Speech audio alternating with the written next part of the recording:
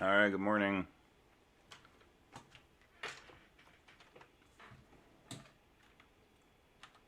Morning, Nick. How you doing? Okay, except I think my camera just died. Nope, there we go. We got it.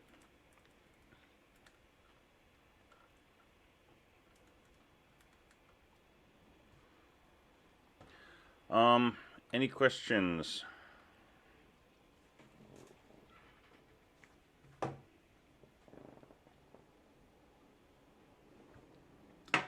All right, so let's continue. Oh, asking me questions for the final exam? I can't give you the answer to that. Yep, we're going over threading. We've only just begun discussing threads. All right, let's fire up some code.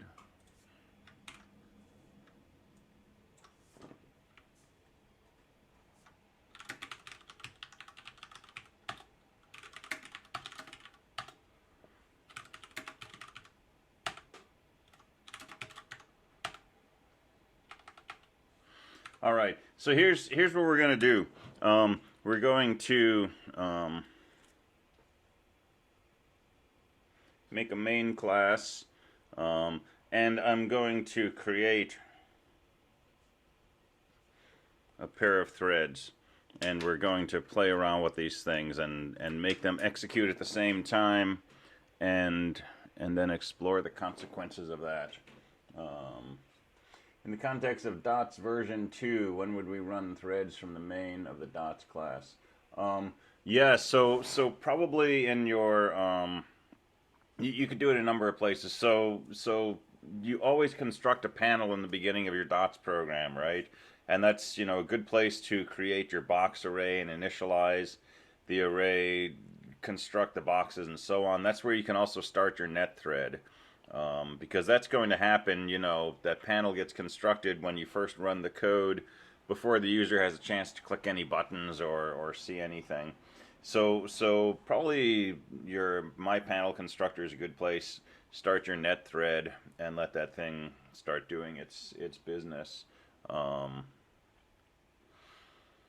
and then if you're the server and you click the start button, go ahead and fire off a method in that thread, depending on how you want to do that. That's where your main method is anyway. Cool. Yeah, that sounds good. All right. So I'm going to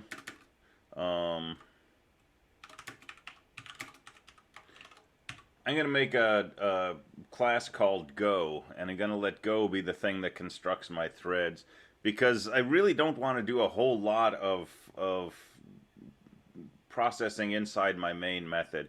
If you try to do too much in here, you start getting into statics and finals and all that business. So I'm going to construct an object of type Go, and I'm going to use that class that I'm calling Go to do all of my actual work that I want to do. Um, this is just one way to avoid all those messages about you can't use non-static reference in a static context, etc., etc. So let's make a go.java.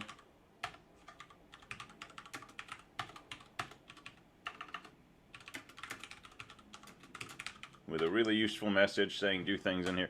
By the way, on PA4, I was kind of surprised how few comments I saw on people's code. I guess people really aren't commenting until the end, and so if it's not on the rubric, people aren't commenting. Um, and I'm not taking off points for that, but I'll just say, try it, right? Try writing comments as you go and see if it helps. Um, Keep things straight. That and using meaningful variable names that are meaningful to you, um, can help. So here's my really useful comment. Do things in here.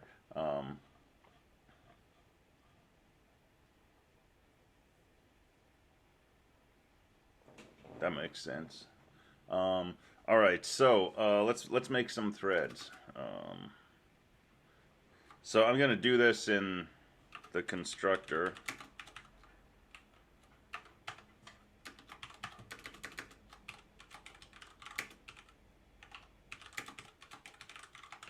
And I'm going to construct a new object of type myThread. So we're going to define this myThread class.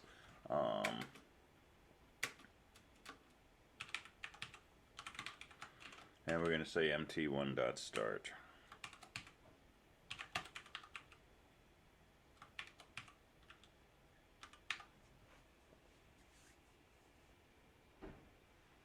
Oh, absolutely, yeah. Yeah, you need variables and comments and things that are meaningful to you. So I've mentioned before, I used to put a lot of Pink Floyd lyrics in my code, and it wasn't just because I was listening to Pink Floyd at the time. That's what meant something to me, right? Um, when I say the final cut inside a line of code, right, that means something very specific to me, and it conveys a lot of information, and it goes with the mindset I was in. And not a great comment to come back to 6 years later and try to debug this code, but for a multi-hour coding session trying to get something to work, and I'm writing code, you want to just sort of leave these tags for yourself to help you keep track of where you are and what's going on. And so yeah, Klingon would totally work. Song lyrics, poetry, whatever is going on. Yeah, like bookmarks, basically. That's a good way to put it. Using comments as bookmarks to come back to later fix things. Or Shakespeare. All right, so we're going to make a pair of threads, and we're going to call the start method. And remember, if we say run, then we're just calling the run method. But if we say start, two things happen. First, a new thread is created, and then the run method is executed in that thread. So this should start our threads executing concurrently.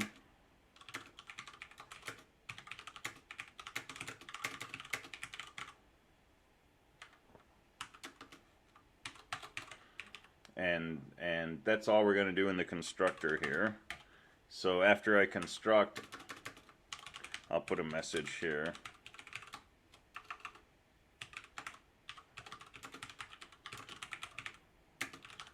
And I'll just say the main program's exiting now.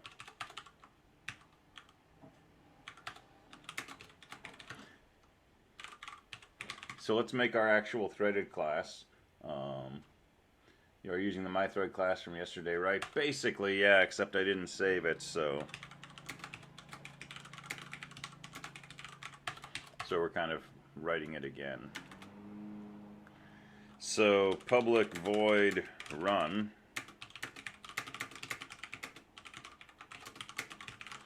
And this remember, run gets executed when you call the start method, or if you call the run method. But if I call run, I'm just calling a method. If I call start, I'm creating a new thread and then running the method. So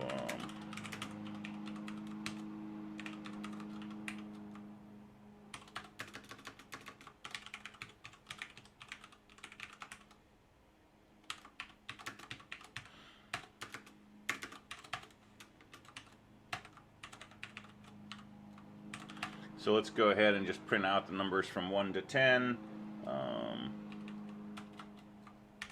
And we'll throw out a new line at the end.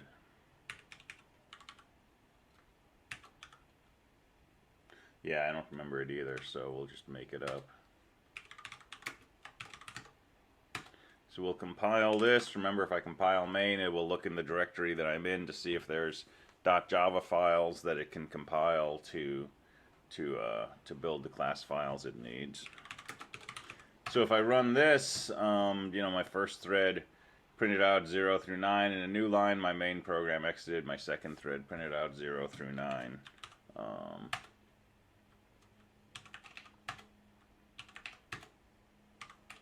So if we print from 1 to 100,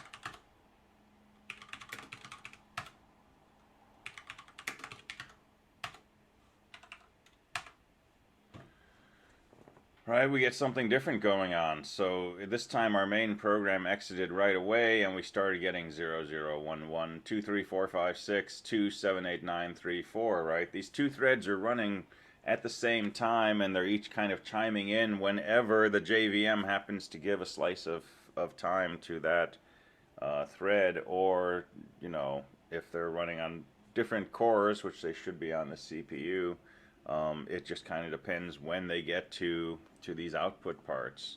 And remember, when you say print without a new line at the end, your output is buffered. And so if I'm only printing 10 digits and then a new line, right, this got flushed out of my buffer before my main program even had a chance to finish starting the second thread and exit. But none of this got printed until 99 numbers, 100 numbers were output, and then we had that print line for the new line. And so the main program exited before, you know, we got through all 100 numbers from either thread, and we started seeing this. And so you see a lot more interleaving going on here. And it's pretty clear that, you know, these two threads are running simultaneously. And if I run this again, we get totally different output. 0, 1, 2, 3, 4, whereas here we got, you know, 0, 0, 1, 1, 2, 3, 4, 5, 6, right?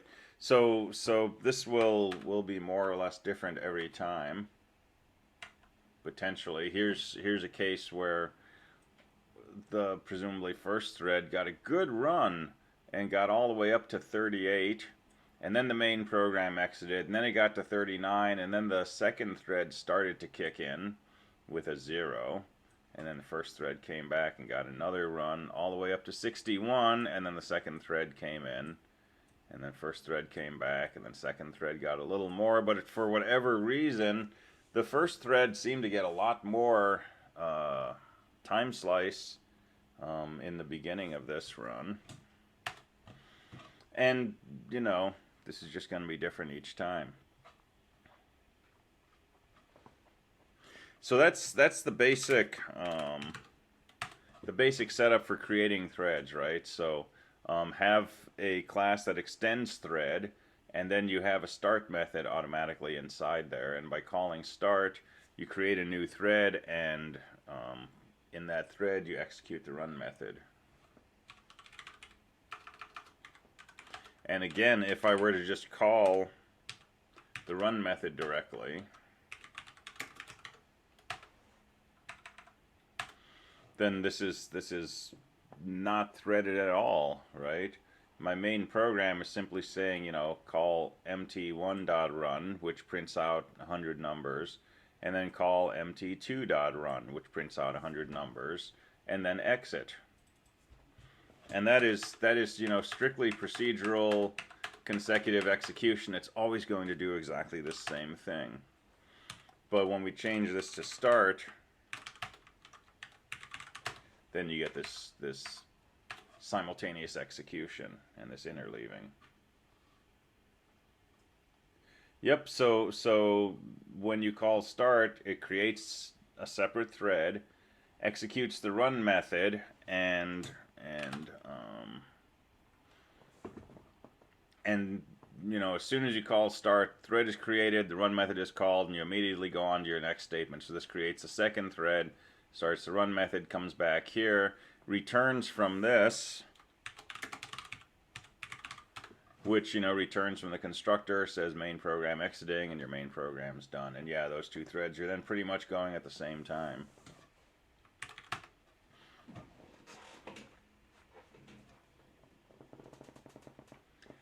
It's good if it makes you kind of uncomfy. It's going to get worse. And you know, this is pretty nice. 0, 0, 1, 1, 2, 2, 3, 3, 4, 4. So it looked like for a while they were kind of taking turns, and then something started happening. 5, 6, 5, 7, 8, 6, 7, 9, 10. But you know, sometimes this is exactly what we want. We want two things to be happening simultaneously.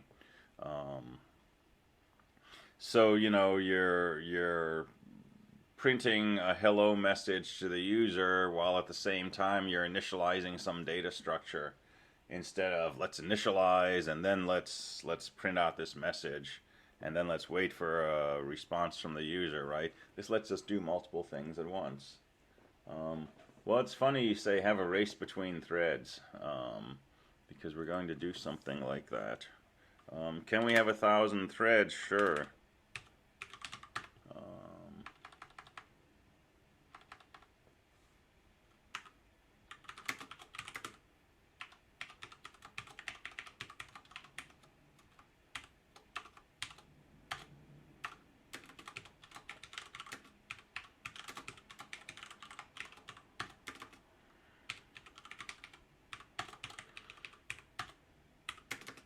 I'll indent this fully. I'll make it legitimate code. So yeah, what if we do this? Make 1,000 threads and start them.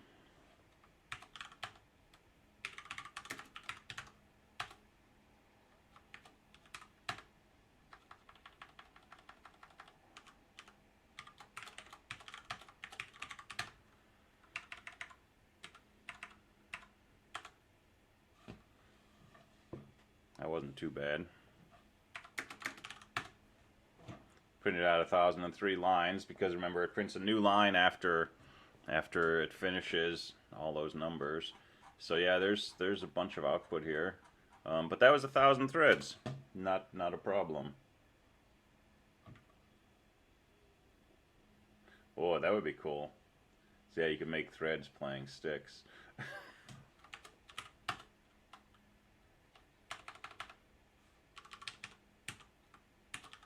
All right. Well, let's do some analysis on this. So here's what I'm going to do. I'm going to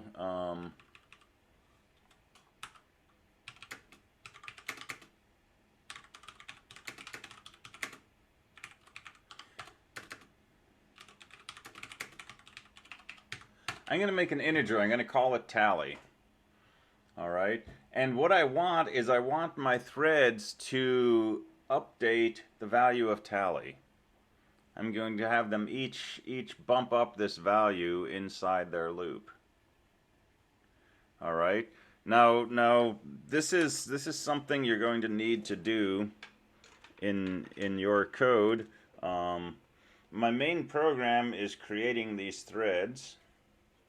So certainly, you know, my main program has access to anything inside here because it created them. But suppose I want something in my thread to access something in the class or object that created it.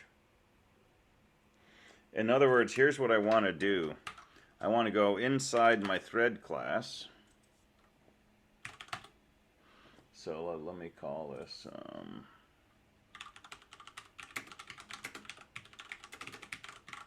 accessing shared objects in threads. Let's go in mythread.java and let's just bring this down to 10. And let's get rid of this print statement and let's do, I want to increment tally, but I want to increment this tally up here. Okay, this variable inside the Go class. Well, the Go class is creating the threads, but how is my thread MT1 or MT2 going to get to that tally object, that integer in the tally, right? So this is what's going to happen when you create your network thread and it needs to interact with, say, your mouse click code. So here's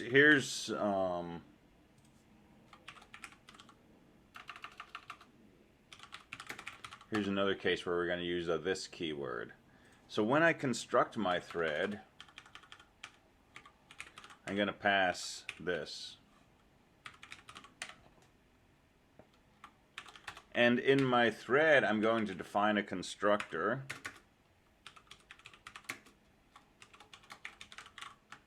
And I'm going to take an argument of type go, and I'm just going to call it parent.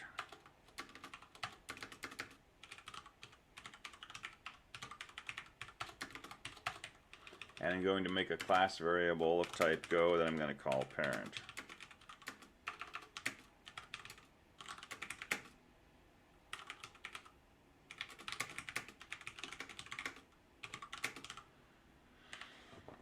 All right, so we got a few pieces going on here, right? I've got this variable called parent. It's an object of type Go, right? What is Go? It's this class here that we're using to construct the threads.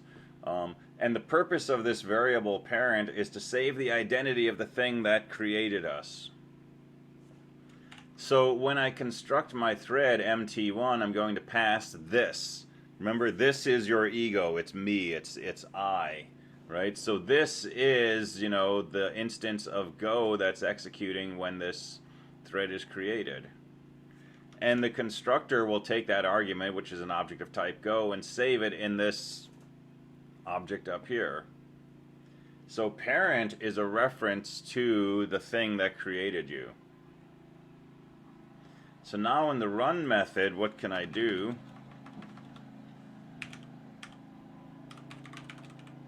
I can increment the parent's tally.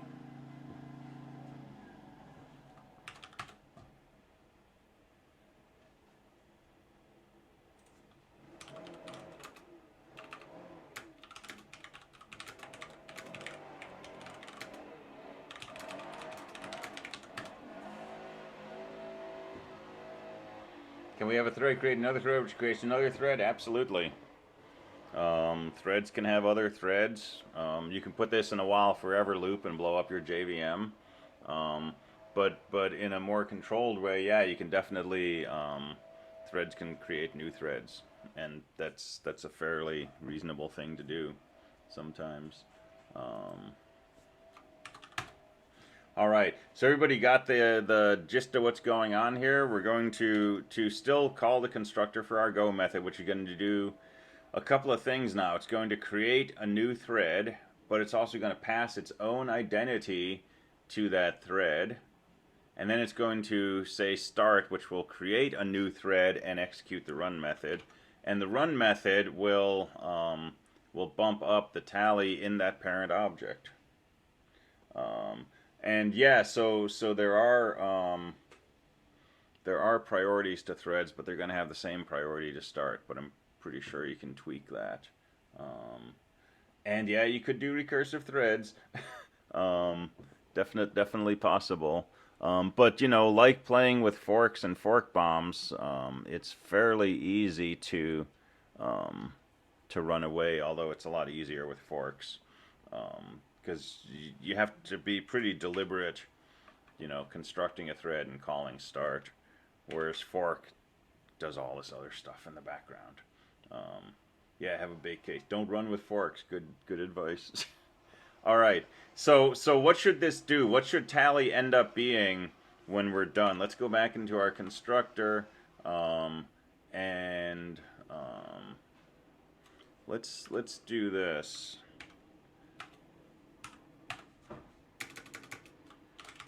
Let's just add a print statement outside our loop.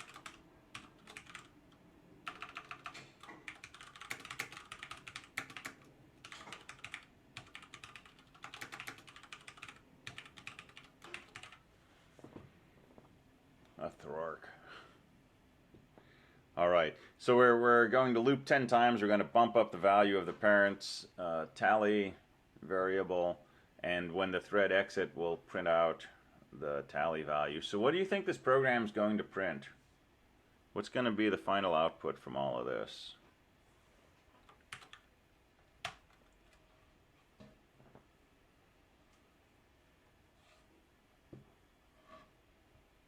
Should be 20. Why?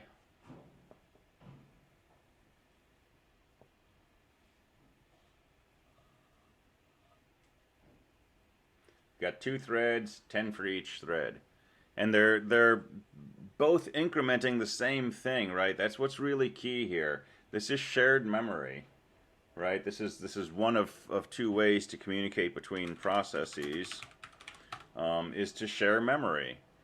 And since both threads are constructed with the same Go object, then each of them, when they say increment parent.tally, should be touching that same location in memory. And so whatever order these things execute in, when all is said and done, the final value for tally should be 20. Now when the first one exits, the value might be something different, because it might have counted up to 10, but the other thread might have done some counting also, so it could be 14 or something.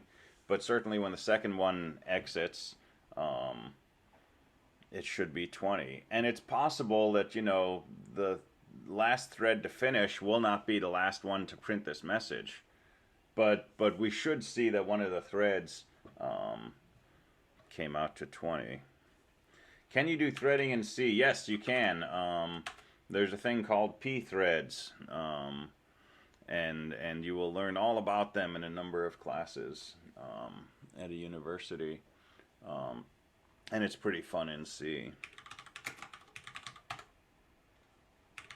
All right, so let's see what this does. Thread is executing, parent tally is 10, main program exited, thread is exiting, parent tally is 20. So, you know, here the main program exited first, and by the time either thread got around to printing its message, both threads had already finished their for loops, and they both reported the parent tally was 20. And here both threads exited before the main program said it's exiting now. So you're seeing some unpredictability here, right? In this case, the first thread that printed this message reported that the parent's tally was 20. The second thread reported that the tally was 10. Well, what was the final tally? It was 20, but this thread, which finished last, didn't get around to doing its print statement until this other thread did. So you're seeing some potential weirdness here, but nothing too startling. All right, I got to make one change. Let's go up to 10,000. And so what should this print out?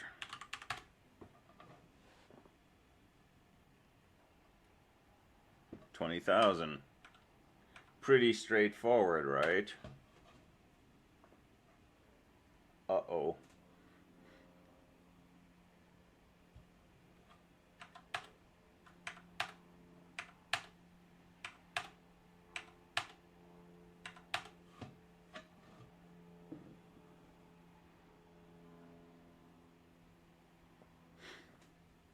Yeah.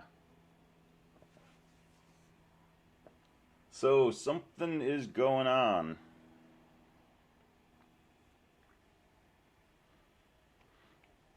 All right. This is not something you want to find in the middle of 1,000 lines of code. Okay? This will happen. All right. Someone said the magic word. You need atomic. So what does that mean?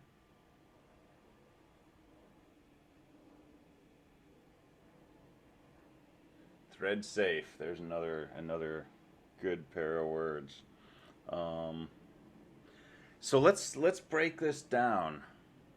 Okay, so the thread itself is pretty straightforward, right? It's a single for loop. Loop 10,000 times, increment parent.tally.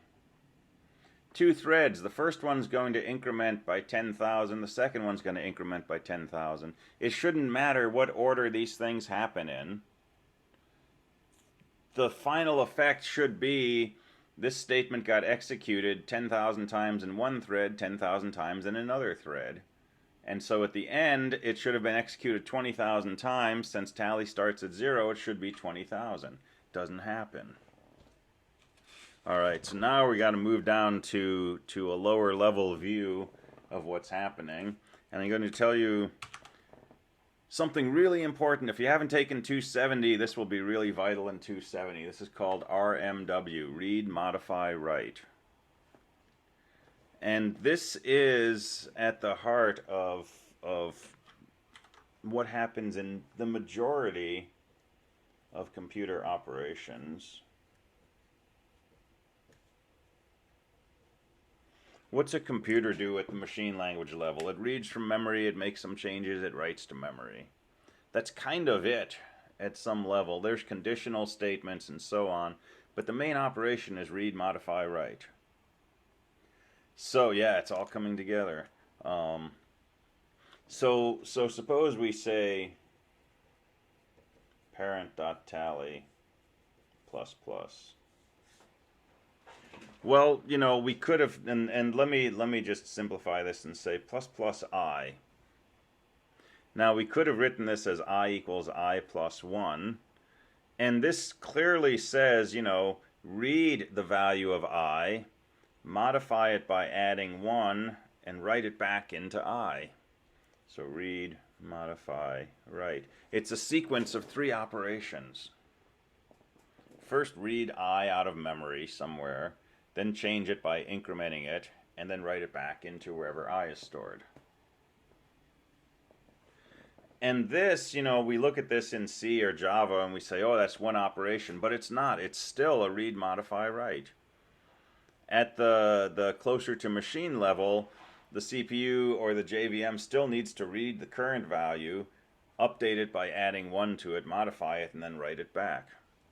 So even this is still a read, modify, write.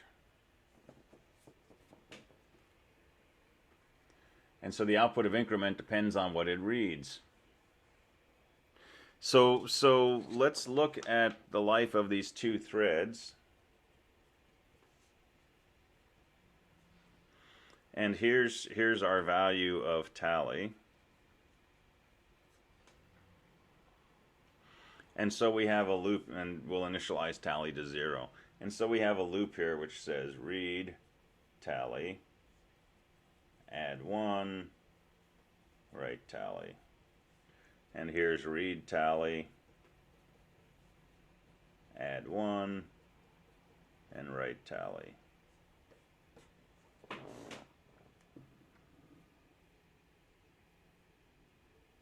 Yep, you got it. So let's just say that each of these is going to execute once. So whichever one goes first, this should read the tally as 0, add 1, write tally, this should be a 1. The other one will read tally as 1, add 1 is 2, write that. Tally should end up being equal to 2. Here's what happens, right? We don't know the order in which these steps are going to happen, because it's threaded. So read tally. Let me bring up a pencil here.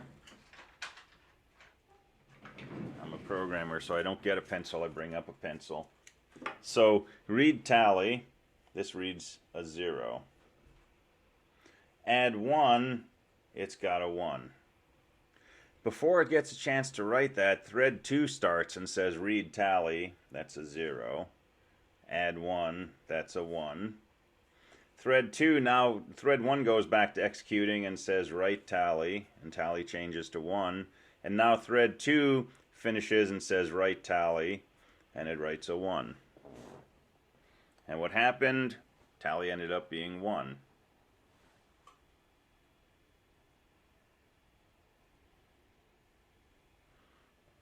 So that's the essence of the problem here.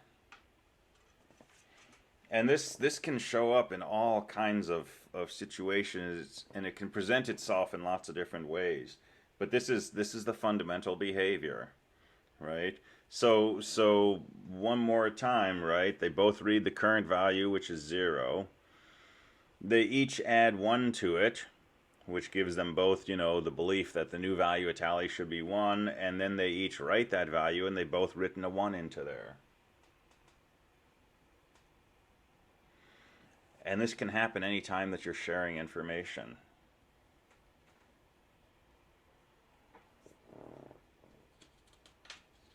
And this is more than just theoretical.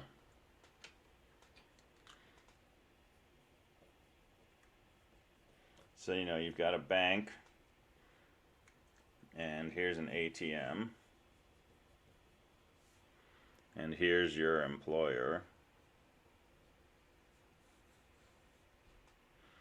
And you've got your account balance, and let's say you've got $20 in your account. And so you go to the ATM and you're going to take out $5. And it's Friday afternoon and your employer is paying you, and they're paying you $100. So you begin your process at the ATM, and it says balance equals 20. And then you want to subtract 5, and it says balance equals 15. And at the same time, your employer says, okay, we're going to deposit your $100, so your balance equals 20, and we're going to add $100, so your balance equals 120. And then it writes that, and so now your balance is 120. And now the thread in your ATM completes its execution and says, let's write the balance out, and it says your balance is 15. And your $100 deposit is gone. Right? It got overwritten by the completion of this, which started before this finished, but it finished after this.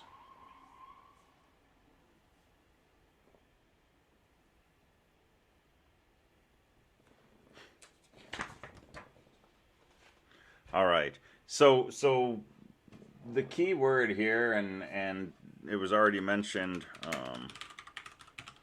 in chat, is trying to have atomic operations. So the Greeks believed that you could, like, pound something with a mortar and pestle and just keep making it finer and finer and finer, and you could pound it forever. And then somebody came up with the idea of an atom, and an atom was like the smallest thing that you could grind something to. And atoms were, considered indivisible. They're things that cannot be broken up any smaller. So what are the atomic things on a computer? Kind of, the read, modify, write. These are sort of atomic, but certainly something like increment or I equals I plus 1 is not an atomic operation. You can start this, you can read the value of I, you can add 1 to it, and then the CPU can go off and do something else. And then come back to you and finish this. So an atomic operation is an instruction or a set of instructions or an operation that can't be split up. And usually those are very, very low-level operations. But at the level of, writing Java code, most instructions that you write are not atomic.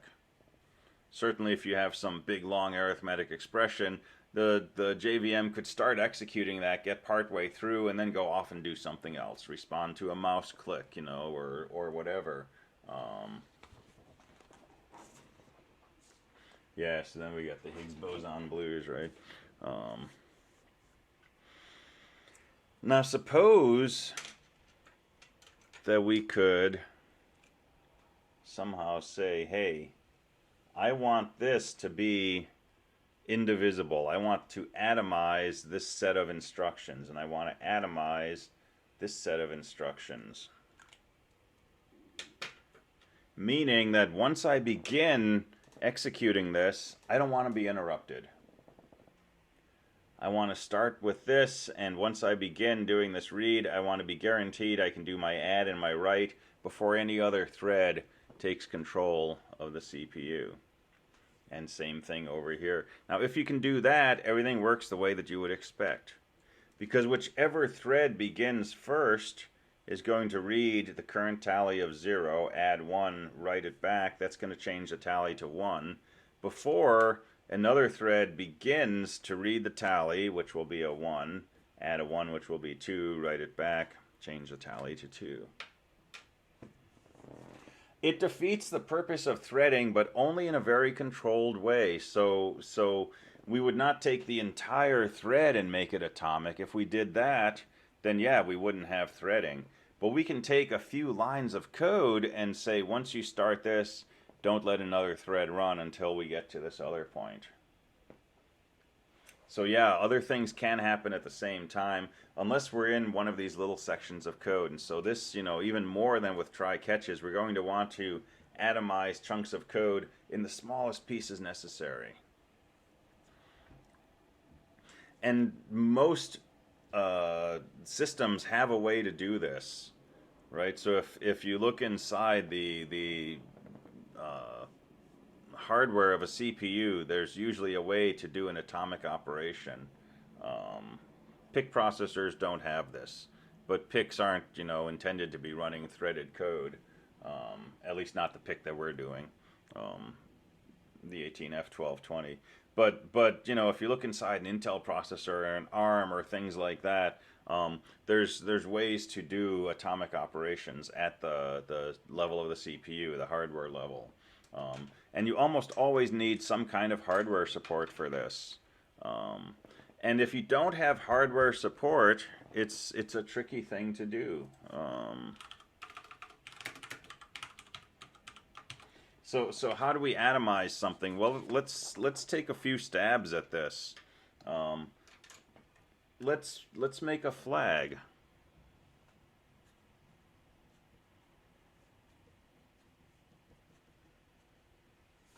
So let's make a Boolean called lock. Set true to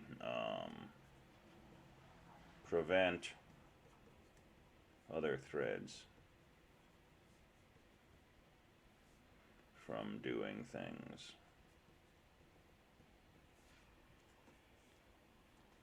So here's my thread 1, here's my thread 2. And you know, I'm gonna do this increment the tally. But if I want to make this atomic, here's what I can try to do. I can say if lock equals false, let me do it like this. While somebody else has a lock on this object, right, I'm just going to sit here and spin. And then I'm going to say lock equals true. To give myself exclusive access, I'm going to increment the tally, and then I'll set lock equal to false.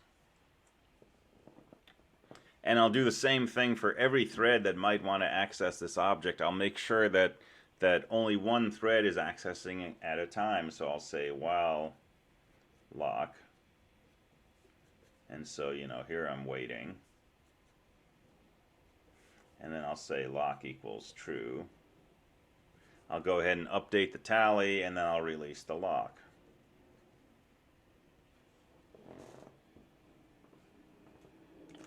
All right, so we're atomizing this operation in essence by saying, you know, once I start doing this operation, I've set the lock to be true, and if thread 2 starts after this point, it's going to sit here and it's going to wait.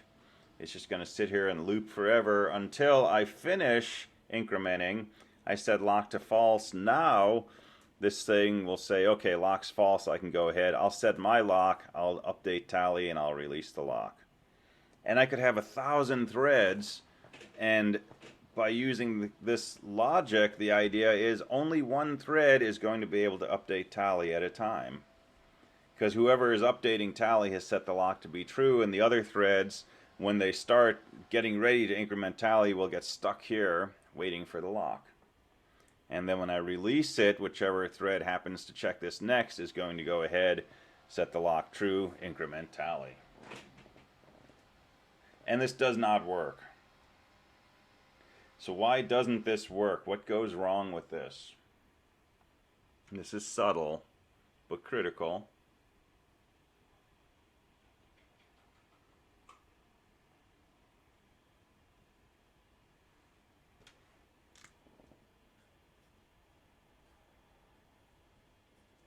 Yeah, that's a good comment. What happens if they both access lock at the same time? Exactly. So suppose this checks the lock and it finds the lock is false. And before it gets around to setting it true, thread 2 checks the lock and says, oh, the lock is false. And so it comes down here. And now this thread sets lock to be true, this sets lock to be true, and now they both try to increment tally at the same time. So what's happened here is we moved the problem of atomizing our tally instruction to the problem of atomizing our checking and setting of the lock. And this is another read, modify, write. We're going to read the value of lock, and in this case when we discover it's false, we're going to change it to true. We're going to modify that and write it back. And since that's not an atomic operation, we can get into this conflict between the two threads. But this is the spirit of what we want to do, right? We want to somehow have some kind of lock to say, hey, I've got exclusive access to this, nobody else can touch it. And this is how we make it work. So I will tell you how to make it work. So yeah, we could while lock or while lock, and we could get lockception then. And you can't get out of this by writing instructions like this. Ultimately, something has to be atomic. And so this is where the hardware or the JVM support will come in.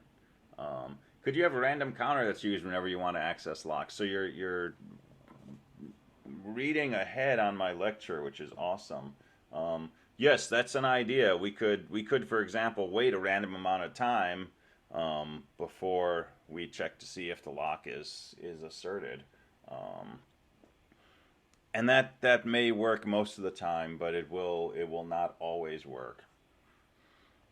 So let's fix this first, because I don't want to leave you at the end of class not knowing how to do this. So let's fix this. Let's make this atomic, and we're going to use something like this while lock business. So I'm going to create an object. So let's do this.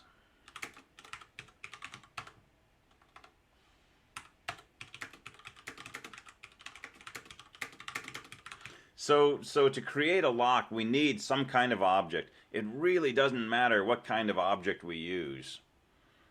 But we can take any object and use it as a lock. So I'm just going to use a string.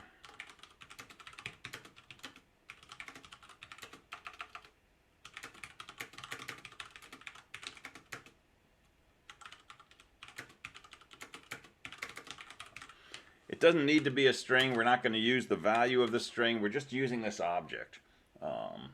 And what I'm going to do is when I construct my thread, I'm going to pass that lock to it. And so in my thread, I'll change my constructor to also accept a lock.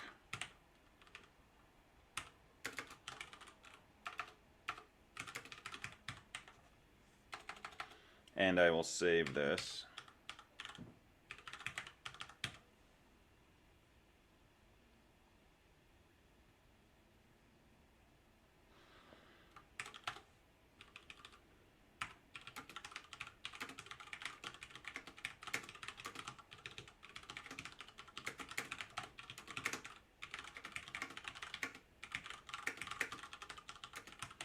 All right. Does not matter what this object is. It just needs to be an object that every thread has access to.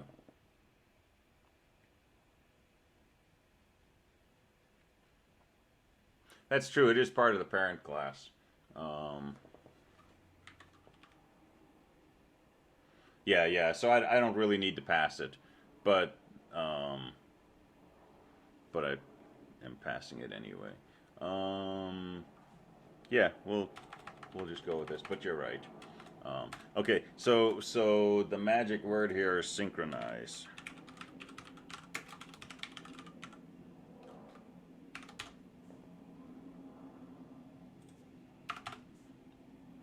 So I'm going to synchronize this increment instruction.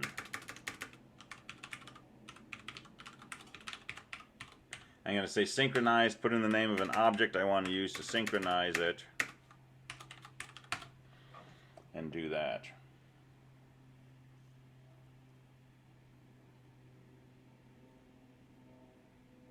And what that's going to do is every statement inside this block of code will not begin to execute until I get an exclusive lock on it through this object, which I'm calling lock.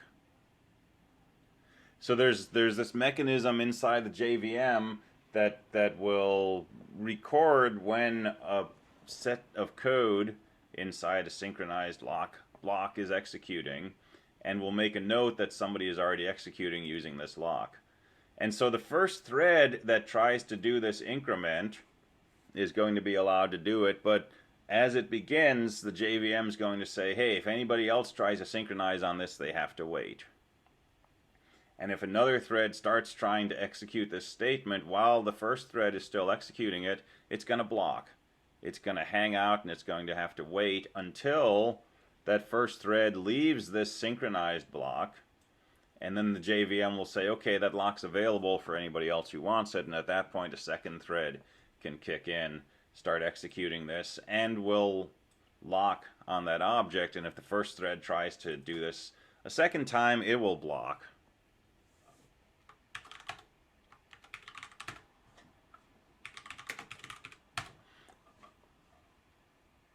Whoa.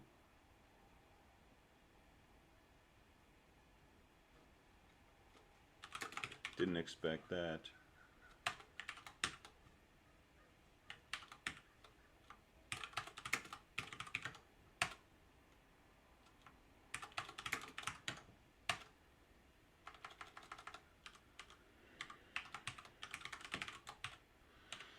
But you can't use a null object as a lock. and my lock was null.